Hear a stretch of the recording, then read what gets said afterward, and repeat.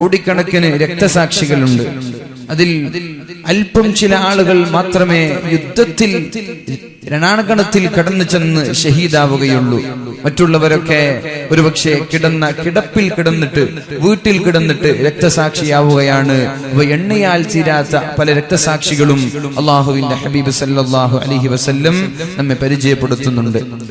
അബ്ദുല്ലാഹി ഇബ്നു സാബിത്ത് റളിയല്ലാഹു അൻഹു രോഗശയ്യയിലായിരിക്കെ അദ്ദേഹം മരിക്കാൻ കിടക്കുന്ന ഒരു സമയം ലോകത്തോട് വിട പറയാൻ പോകുന്ന സമയത്ത് അദ്ദേഹത്തിന്റെ മകൾ വളരെ വേദനയോടെ വളരെ വിഷമത്തോടെ പറയുന്നുണ്ട്, വല്ലാഹ് ഇൻ കുൻതു ലഅർജു അൻ തകൂന ഷഹീദാ. നബിയെ, ഉപ്പയോട് പറയാണ്, ഉപ്പ നിങ്ങൾ ഷഹീദായിരുന്നുവെങ്കിലെന്ന് ഞാൻ കൊതിച്ചു പോവുകയാണ് എന്ന് മകൾ ഉപ്പയോട് പറഞ്ഞപ്പോ അല്ലാഹുവിന്റെ ഹബീബ് സല്ലല്ലാഹു അലൈഹി വസല്ലം ചോദിച്ചു, വമാ തഉദ്ദൂന അഷ്ഹദ, നിങ്ങൾ ഈ രക്തസാക്ഷി എന്ന് പറഞ്ഞാൽ നിങ്ങൾ എന്താണ് മനസ്സിലാക്കിയത്? എന്താണ് ഈ രക്തസാക്ഷിത്വം എന്ന് പറഞ്ഞാൽ? അപ്പോഴാണ് അല്ലാഹുവിന്റെ ഹബീബിനോട് മഹദിയായ സഹോദരി പറഞ്ഞത്, രക്തസാക്ഷി എന്ന് പറഞ്ഞാൽ അൽ ഖത്ലു ഫീ സബീലില്ലാഹ്, അല്ലാഹുവിന്റെ മാർഗ്ഗത്തിൽ യുദ്ധം ചെയ്ത് മരിക്കുന്ന ആളുകളെയാണ് രക്തസാക്ഷികൾ എന്ന് പറയുന്നത്. നബി തങ്ങൾ പറഞ്ഞു, അല്ല, അല്ലാഹുവിന്റെ മാർഗ്ഗത്തിൽ യുദ്ധം ചെയ്ത് മരിക്കുന്ന ആളുകൾ മാത്രമല്ല രക്തസാക്ഷികൾ. എന്നിട്ട് പറഞ്ഞു, അൽ മത്ഊനു ഷഹീദുൻ, അൽ മത്ഊനു ഷഹീദുൻ വൽ ഗറഖു ഷഹീദുൻ വൽ മബ്തൂനു ഷഹീദുൻ. പ്ലാഗ് രോഗം ഒരാൾ ബാധിക്കുകയുണ്ടായി, കോളറ ഒരാൾക്ക് ബാധിക്കുകയുണ്ടായി. അങ്ങനെ ആ ഒരു രോഗം കാരണം ഒരാൾ മരിച്ചുപോയാൽ അയാൾ രക്തസാക്ഷിയാണ്. അതേപോലെ ഒരാൾ മുങ്ങി മരിച്ചാൽ, ഏതെങ്കിലും കുളത്തിലോ അല്ലെങ്കിൽ പുഴയിലോ കടലിലോ മുങ്ങി മരിച്ചാൽ അയാളും രക്തസാക്ഷിയാണ്. വൽ മബ്തൂനു ഷഹീദുൻ, അതേപോലെ നമ്മുടെ ഉൾഭാഗങ്ങളിൽ രോഗം വന്നിട്ട് മരിക്കുന്ന ആളുകൾ, ഒന്ന് ഗർഭിണി പ്രസവ സമയത്ത് മരിച്ചാൽ അവൾ ഷഹീദാണ്. വൽ മബ്തൂൻ, മബ്തൂൻ എന്ന് പറഞ്ഞാൽ നമ്മുടെ ശരീരത്തിൽ ഉണ്ടാകുന്ന അകത്തളങ്ങളിൽ ഉണ്ടാകുന്ന ചില രോഗങ്ങൾ, ഷുഗർ പോലെ, ക്യാൻസർ പോലെയുള്ള അസുഖങ്ങൾ, ഇതുപോലെയുള്ള അസുഖങ്ങൾ പിടിപ്പെട്ട് മരിക്കുകയും രോഗത്തോട് വിട പറയുകയും ചെയ്താൽ അവർക്കും ഷഹീദിന്റെ പ്രതിഫലമുണ്ട് എന്ന് ഹദീസിൽ നിന്ന് നമ്മൾക്ക് മനസ്സിലാക്കാൻ സാധിക്കും. അല്ലാഹു ഷഹീദായി മരിക്കാൻ അല്ലാഹു നമ്മൾക്ക് തൗഫീഖ് ചെയ്യട്ടെ. മഹാനായ ഉമർ ഇബ്നുൽ ഖത്താബ് റളിയല്ലാഹു അൻഹു ദുആ ചെയ്തു, അല്ലാഹുവേ, എന്നെ നീ ഷഹീദായി മരിപ്പിക്കണേ അല്ലാഹ്.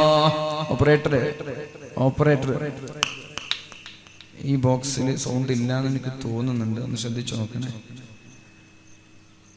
മഹാനായ ഉമർ ഇബ്നുൽ ഖത്താബ് റളിയല്ലാഹു അൻഹു പറയുന്നുണ്ട്, അല്ലാഹുവേ, എനിക്ക് ഷഹീദാവാനുള്ള ഭാഗ്യം നൽകണം. എവിടെയാണ് ഷഹീദാവേണ്ടത്? നിന്റെ ഹറമിൽ വെച്ച് ഷഹീദാവാൻ എനിക്ക് അവസരം തരണം. സ്വഹാബാക്കൾ ചോദിച്ചു, എങ്ങനെയാണ് ഈ പ്രാർത്ഥന നടക്കുന്നത്? ഹറമിൽ വെച്ച് എങ്ങനെയാണ് ഒരാൾ മരിക്കുന്നത്, ഷഹീദാകുന്നത്? മദീനയിൽ വെച്ചിട്ടോ മക്കയിൽ വെച്ചിട്ടോ യുദ്ധം പാടില്ല, യുദ്ധം ചെയ്യാൻ പാടില്ല. യുദ്ധം ചെയ്താലല്ലേ ഷഹീദായ പ്രതിഫലം ലഭിക്കുകയുള്ളൂ. യുദ്ധം ചെയ്യാതെ എങ്ങനെയാണ് രക്തസാക്ഷിയായി മരിക്കുന്നത്? മദീനയിൽ വെച്ച് മരിക്കണം, അതും രക്തസാക്ഷിയായി മരിക്കണമെന്നാണ് പ്രാർത്ഥിച്ചത്. സ്വഹാബാക്കൾ ചോദിച്ചു, എങ്ങനെയാണ് ഇത് സംഭവിക്കുന്നത്? എനിക്കങ്ങനെ മരിക്കണം, ഞാൻ അങ്ങനെ ദുആ ചെയ്തു.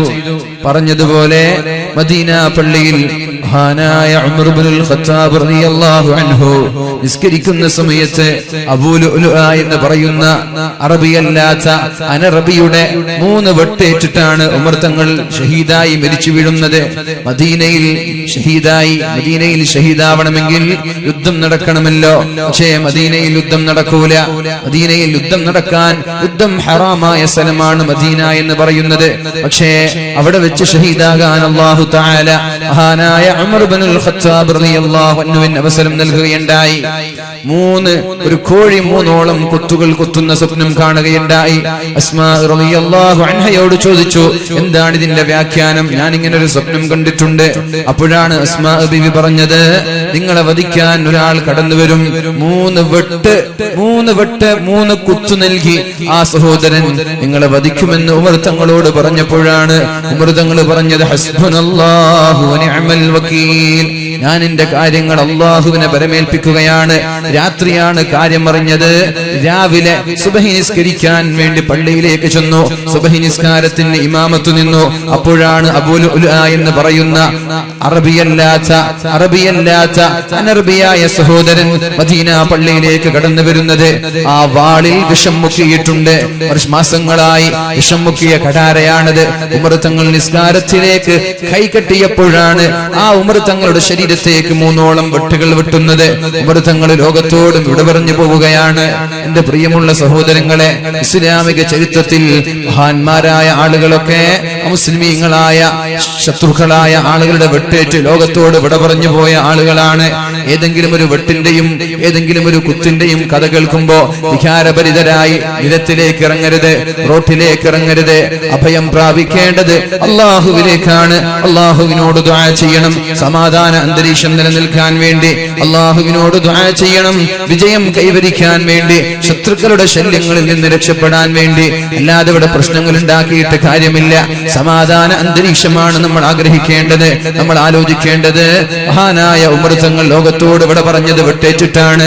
ഉസ്മാൻ തങ്ങൾ ഇവിടെ പറഞ്ഞത് വെട്ടേറ്റിട്ടാണ്. അലി തങ്ങൾ ഇവിടെ പറഞ്ഞത് വെട്ടേറ്റിട്ടാണ്. ഹുസൈൻ തങ്ങൾ ഇവിടെ പറഞ്ഞത് വെട്ടേറ്റിട്ടാണ്. ഹസൻ റളിയല്ലാഹു അൻഹു മരിച്ചത് വിഷമേറ്റിട്ടാണ്. ഇസ്ലാമിക ചരിത്രത്തിൽ മഹാന്മാരായ യോദ്ധാക്കളുടെ സ്വഹാബാക്കളുടെ കഥകൾ കേൾക്കുമ്പോൾ നമ്മൾക്കറിയാം, അവരിൽ ഭൂരിഭാഗം ആളുകളും വെട്ടേറ്റ് രക്തസാക്ഷികളായി മരിച്ചുപോയ ആളുകളാണ്. അതുകൊണ്ട് സമാധാനത്തോടെ ഇരിക്കണേ. അല്ലാഹു തൗഫീഖ് നൽകട്ടെ, അല്ലാഹു തൗഫീഖ് നൽകട്ടെ. ഇന്ന് രാവിലെയോ ഇന്നലെ രാത്രിയോ ഇവിടെ സൂറത്തു യാസീൻ ഓതിയ ആളുകൾ എത്രയുണ്ട് എന്ന് ചോദിച്ചാൽ ആരൊക്കെയായിരിക്കും കൈവക്കുക? സൂറത്ത് യാസീൻ രാത്രിയിലോ അല്ലെങ്കിൽ ഇന്ന് പകലിലോ ഓതി എത്ര ആളുകൾ ഉണ്ടാകും? ഒരാള്. മാഷാ അല്ലാഹ്, കുറെ ആളുണ്ട്. അൽഹംദുലില്ലാഹ്, അൽഹംദുലില്ലാഹ്. അല്ലാഹു സ്വീകരിക്കട്ടെ. ഇനി കേൾക്കണം. മൻ ഖറഅ യാസീൻ ഹീന യുസ്ബിഹു.